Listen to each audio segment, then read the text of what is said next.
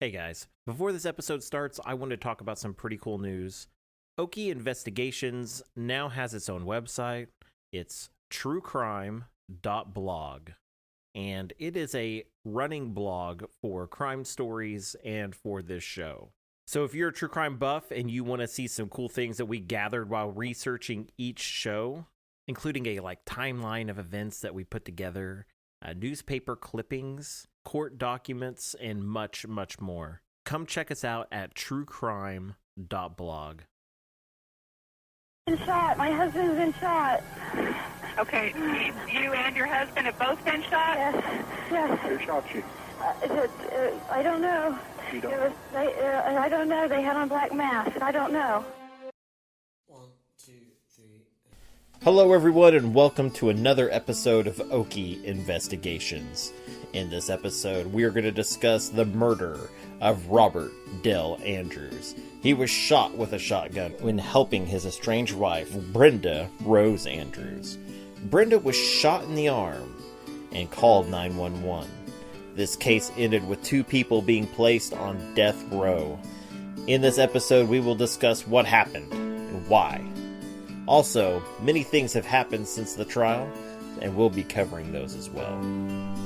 But first, if you're a first-time listener, to experience this podcast to its finest, hit that subscribe button so when we have new episodes, you will be the first to know. Then, head over to our Facebook page. Here we can discuss the many things about the cases and maybe come up with our own theories as well. You can find us at facebook.com/Okie Investigations. For this week's episode, I scoured the local shop near me for one of my favorite drinks, flavored coffee. Since quarantine, I've been on a worldwide trip from home, drinking different coffees from around the globe. Now, I didn't have to go very far this week because a roasting company here in Oklahoma provided me with some great coffee. This week I've been drinking Higher Grounds coffee. I chose their Southern Pecan flavor. The pecan is not overpowering, it's just right, and I'm gonna go through this bag pretty quickly. Simply put, it's amazing. One of the reasons I need coffee is to keep me sharp for my research. Higher Grounds does the job in a delicious way. If you want to give them a try, go to hgokc.com and order from their website. Big thank you to the fine folks over there at Higher Grounds Coffee Company. They have a great mission. Definitely check them out. Now, before we get started, I want to say a few things about the show. I want to say thank you to all of you that have said such wonderful things about this show. I've received some really good constructive criticism. I'm working on making some improvements. So hopefully you guys see a little bit of that. I'm not perfect at this and I strive to be better. I was amazed at the response that everyone's given on Facebook. The poster that we've shared of Fawn and Rosalind Abel has gone, well, I'm going to call it Okie viral. It's been shared over 100 times. It's been seen by almost 10,000 people, not just here in Oklahoma, but all over the world. So yeah, definitely big thank you to you guys. It's kind of overwhelming. Thank you guys so much. When I started this show, I knew that this was going to be one of the cases I wanted to cover. I was in high school when this murder happened, and it was all over our local news. As more and more of the details came out, you had to stand back and wonder why no one stepped in before this all happened. But I'm not going to spoil it for you. Let's get to it. To completely understand this story, you need to start way back when Brenda was just a child growing up in Enid, Oklahoma. Brenda Evers was born on December 16, 1963.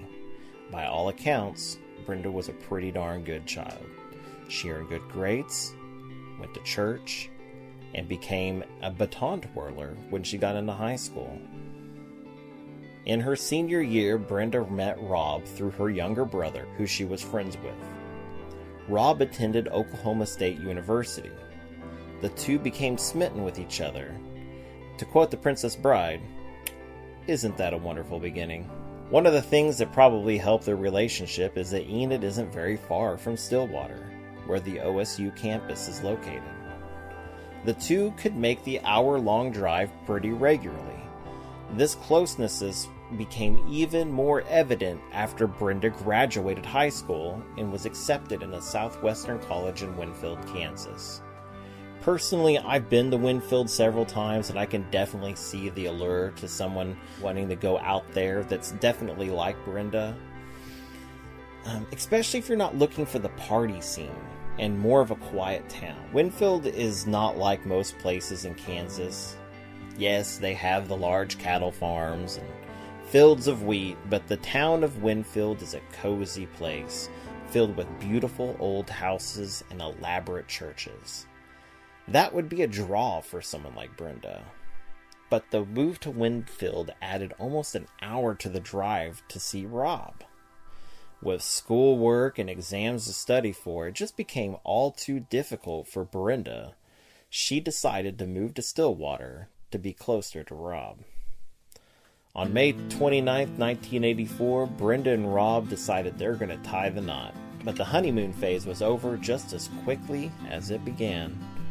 Rob's friend Barb Mercer Green stated in an interview conducted by the Daily Oklahoman, Brenda told Rob that she hated him on their wedding night. Rob's father even reported that before the wedding, one time we were driving by a motel, and Rob casually told me that he found Brenda at the motel with a former boyfriend. This was after he was engaged to her. I said to Rob, "Wake up." But he was too quick to look and believe in the best in people. After graduating at Oklahoma State University, Rob took a job in Texas and moved him and his family down that way. Barb and Rob worked together in the same office. Barb actually worked just across the hall from him. They quickly became friends, and Rob would go to Barb from time to time to discuss problems in his marriage. She stated that she heard a number of stories about Brenda over the years. One such story was that while they were eating spaghetti dinner together, Brenda stopped eating and angrily told Rob that she absolutely hated the way he ate. She got up from the table and dumped her plate of spaghetti in his lap. On December 23, 1990, the couple welcomed their first child into the world. Perhaps Rob thought that bringing a child into this marriage would be a good way of sorting a lot of those marital problems out. Rob named his daughter Tri-City. It was said that Rob liked the name because he could see his daughter doing anything in this world, even running for office. Vote for Tri-City. But bringing a child into the relationship just placed another person in the middle of an already toxic relationship. 4 years later, they welcomed their second child, Parker, into the family. At the birth of the first child, Brenda became a stay-at-home mom. The life that she once had changed very quickly. She went from working in the bank, having wonderful friends, to only being around kids and changing diapers. For some, this would be a welcome change. Motherhood is not an easy job, but getting the chance to not only stay home, raise a big, beautiful family, and have time to bond and shape the lives of your children, for many of those, they would see that as a wonderful, rewarding experience. But it seems that this was just not right for Brenda. Shortly after the birth of their children, Rob began going to church to seek out advice on what he should do to help fix his failing marriage. Brenda was regularly telling Rob that their marriage was a mistake, and she absolutely hated him. Rob, however, did not believe in divorce, so he sought out other ways to try to make things better. Now, I don't know about you, but one way I like to make things better is have a good laugh. And there's no better place than that within the Highly Illogical podcast. Each week we talk about nerdy topics like our favorite sci-fi film or who was the best Star Trek captain and much, much more. Find Highly Illogical wherever podcasts are available. After the birth of their second child, Brenda started changing her style. She started wearing revealing clothing. Brenda probably liked the attention this got her. It was at this point Brenda decided that she was going to start having an affair. For her first affair, Brenda showed what kind of friend she really is by having an affair with one of her friend's husbands, Rick Nunley. Rick and Brenda carried on for about a year. Rick would go on to say that even after they decided to stop sleeping with each other, they stayed in touch by phone. It was during this time Rob was completely oblivious to what was going on around him. To make matters worse, this was just the first of many affairs. Not too long after the affair with Rick ended, Brenda started flirting with a man at a local nearby shop. Brenda would purposely wear revealing clothing and wink at James Higgins. Every time she would come into the store, James, a married man, but all the same, he noticed the advances and started flirting back. Not long after, Brenda came into the shop like usual, and they flirted this time, but before she left, she gave James a hotel key and told him to meet her there. This affair would last for 2 years. Rob was no longer oblivious to what was happening. One day he came home early and found Brenda and eating dinner together. And not too long after, Rob left Brenda, but that didn't really last very long. Still not believing in divorce, Rob wanted to work things out with his wife, and they got back together. The affair with James didn't end, and lasted until May of 2001, when Brenda set her sights on a bigger fish. Brenda told James she was bored with him, and that was that.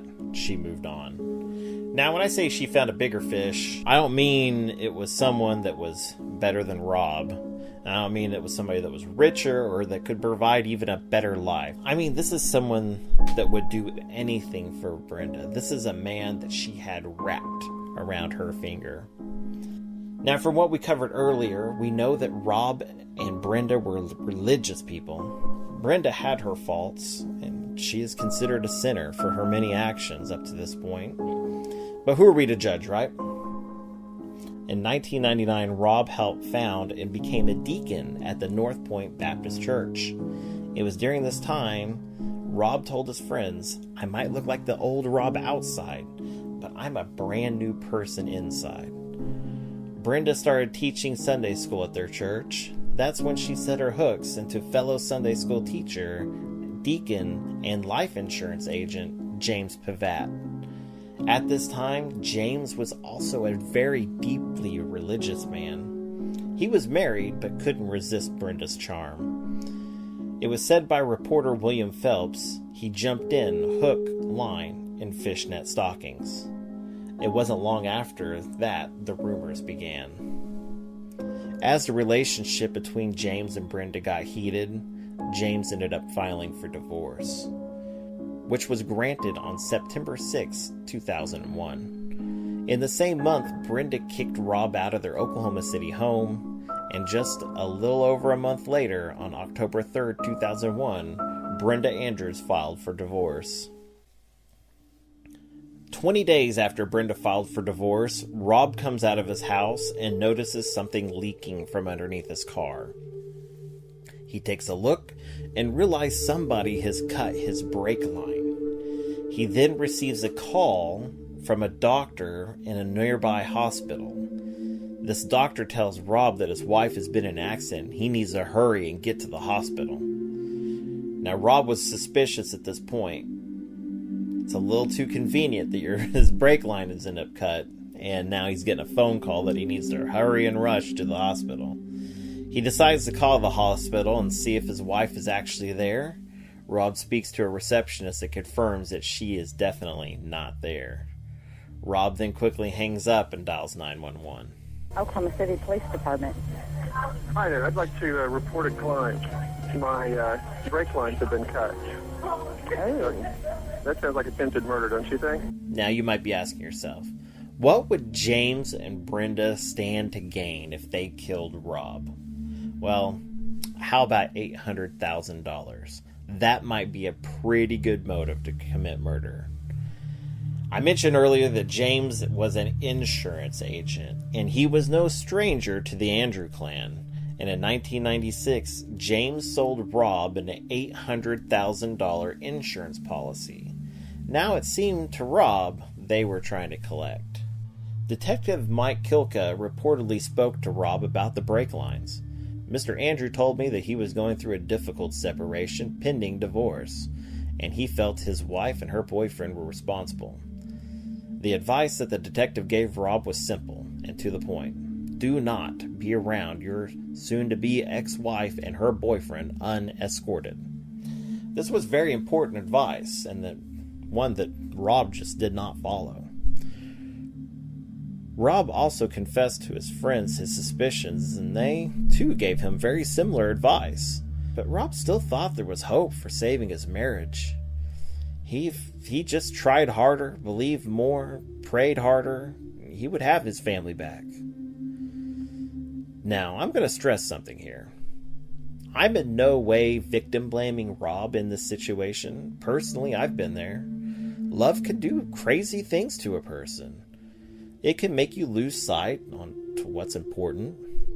Common sense, that's just out the window. So I do want to point something out here that Rob did oh so right. Rob wasn't stupid, okay? He wasn't stupid to the things that were going on around him. He went to James, the person who wrote his insurance policy, and asked him to remove Brenda as his beneficiary from the policy. James told him there was no way because Brenda was the person who actually owned the policy, so he couldn't make that change. But Rob remembered it all differently. He was the owner of the policy. So Rob did what I would have done. He called James's manager and asked about the policy. Rob was reassured that he was the owner, and that was that. He could do whatever he wanted to with the policy. Now, at this point, Rob is even more suspicious. Rob told James's boss that he thought James was trying to have him killed and collect on the policy with his estranged wife. This sent James into a rage, and he soon confronted Rob and told him never speak to his manager. The fact of the matter is James and Brenda were already scheming to get the life insurance policy into Brenda's control. They forged a document naming Brenda as the owner of the policy. A handwriting expert would go on to say that it was obvious that Rob did not actually sign this document. The signature was missing several features that was typical of Rob. One of such was pretty interesting. He started adding the fish symbol to his signature. It's a Christian symbol, and it was something that he did in every single signature from around this time. They looked at business documents, personal documents, the way he signed checks, all those things.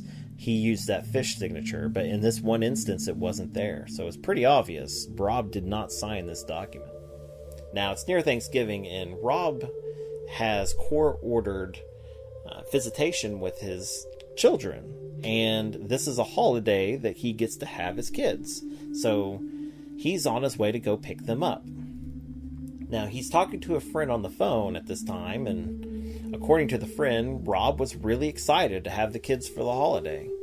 When he got to Brenda's house, he told his friend he had to go, that Brenda wanted something. This would be the last time anyone would hear from Rob again. Brenda asked Rob if he could come in and light the pilot light, and was giving her some trouble, and she needed help. Rob, being a kind person, agreed. He bent over. He heard someone approaching and turned around to see James approaching with a shotgun. Rob grabbed what was nearest to him to shield himself, but it was just a bag of cans. James shot Rob without a second thought. Then he handed the shotgun to Brenda, who took aim and shot Rob again. The second shot was the one that killed Rob. Then, as a part of their plan, James shot Brenda in the arm with a .22 caliber pistol at point-blank range. Brenda tried to trick the police. Been shot. My husband's been shot. Okay, you and your husband have both been shot? Yes. Who shot you? I don't know. You don't I don't know. They had on black masks. I don't know. But they made many missteps along the way. James had borrowed his daughter Jana's car. When he returned it, she found the bullet casing inside, and she called her father to ask about it, and he just told her to throw it away. She didn't. She ended up turning that over to the police. On the day of Rob's funeral, instead of attending, Brenda, her 2 children, and James fled to Mexico. Rob, still believing Jana was on his side, would call his daughter asking her to send some money.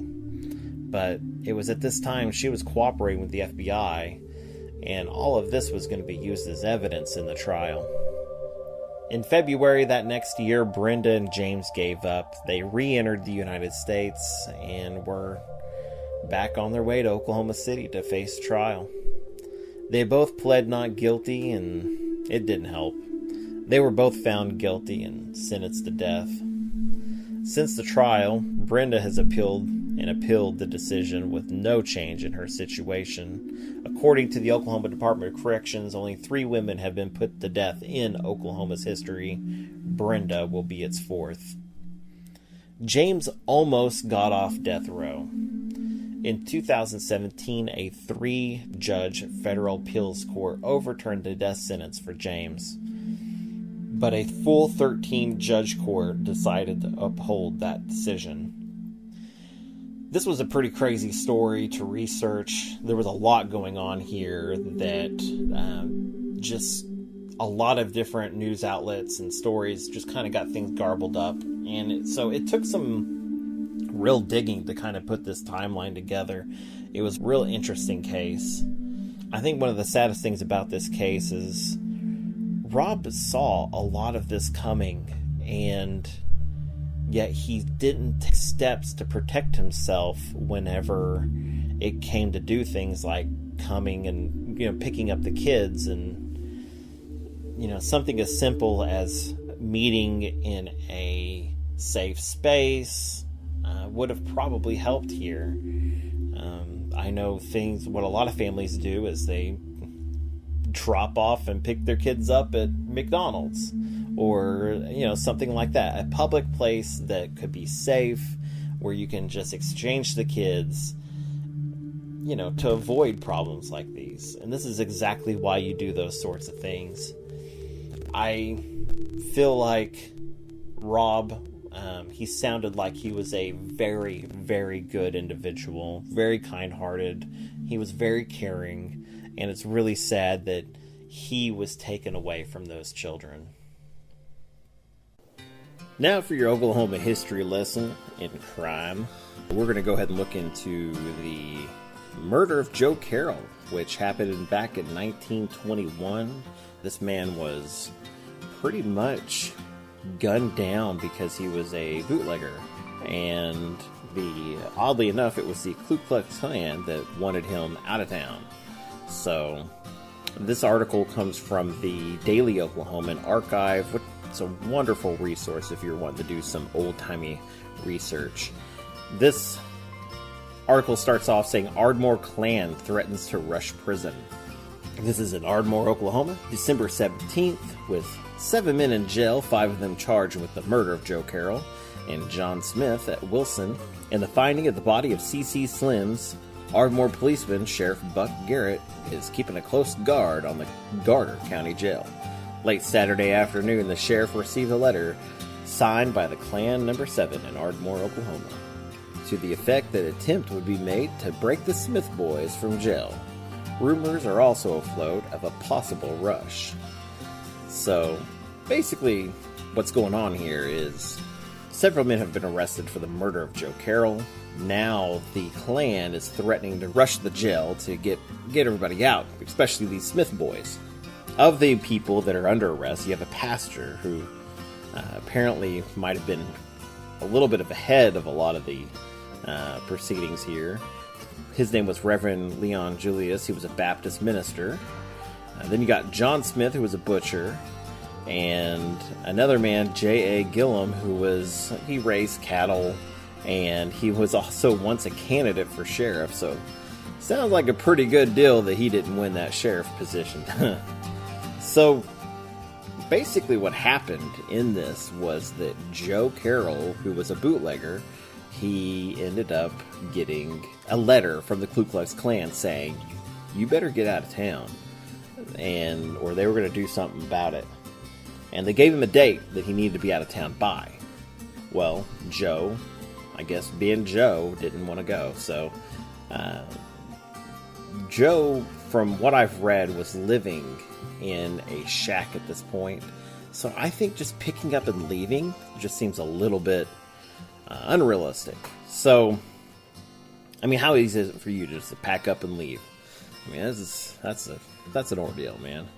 So anyways, this Joe character, he's not leaving. So by what I've read, I don't know how accurate everything is, but about 200 people arrived in town, and they wanted to teach Joe Carroll a lesson. When asked what they planned on doing to him, it wasn't murder. They weren't going to murder him. They were just going to tar and feather him, which is a very unpleasant experience, I would say. So they're going to drive him out of town any way possible. So this group, 200, sends 20 men out. They're going to go pick up Joe and bring him to his little party. So these men come down. They go to pick up Joe, and Joe resists them, and just about what I would probably do. He starts to fight them, and a gunfight ensues. And well, of the men that went to go pick him up, one policeman and another man were shot dead there at the scene, and then Joe himself was sadly killed right there at his house. Now, he did have friends and family there. They may have been helping. I'm not entirely sure in this whole shootout. But, yeah. And we'll get to the policeman that died at the scene. That was a very odd and interesting thing they put in the paper here, trying to explain his presence there. Which, and I'm not harping on police officers or anything like that. I'm just saying this was pretty funny how they explain this. So, but yeah, this reverend, he gets arrested, and among these other guys, and you get, I think they arrested 11 people, and of the 11, I think 7 were charged, and I think all of those guys were never did any jail time or anything. They ended up getting out scot-free. So the police officer, Sims, they said his body cannot be explained. When found at what is known to be a gathering place for the KKK, he wore a pair of unionals, which was usually worn by members of the Klan. And there was a mask nearby his body. But we're not saying he was part of the Klan. What we're saying is these weird things were all around him. So I just thought that was kind of funny how they put that. They didn't want to come out and say their police officers were the Klan. That would, that's never a great thing to put out to the public, I guess. But back then, I mean, who knows? They may have got more support. Anyways, makes me thankful I live in the era I live in today. We may not live in a perfect society, but it's better than this. So, anyways, guys, thank you so much for joining me. I have a lot of fun putting this one together. If you guys have any ideas of what I should cover, definitely pop it over there on the Facebook page, facebook.com/Okie Investigations. I've had a couple people say, hey, you should look into this case. This one was pretty interesting, and sure enough, I think I picked up a couple of episodes. So, yeah, if you guys want me to look into anything, definitely throw them by me. I'll see what I can do, see what I can look into. I am no private investigator. And also, if you made it to this point, if you like the show, give it a rating. Those ratings, they don't seem like they do a lot, but they are a very powerful tool. So give me an honest rating. Let me know what I'm doing right, what I'm doing wrong, and I will work to improve the show. But thank you guys so much. I'll see you next time.